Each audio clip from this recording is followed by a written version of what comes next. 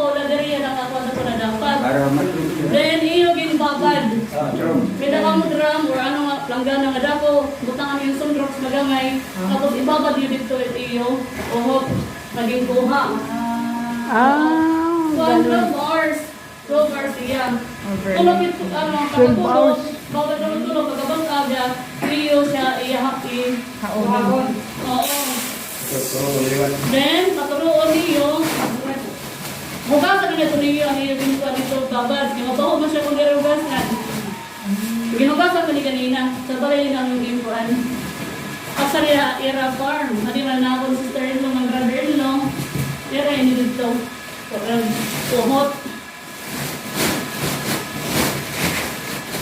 Nagbalik ka kami na, magpapain ka muna ka babad, so ang atong training, hindi rin na dayon.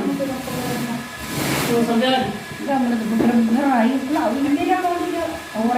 So, pinakasyahan, hugasan ano, gigasan na hugasan, tapos ibabad ninyo, butangan ng sundrox within 12 hours. Tapos, pagkabukas ng iahon, tapos hugasan na lang pagutro. Tapos, patuloy mag-dry, gamay. Then, iyo yan na, i-chop-chop into 1 to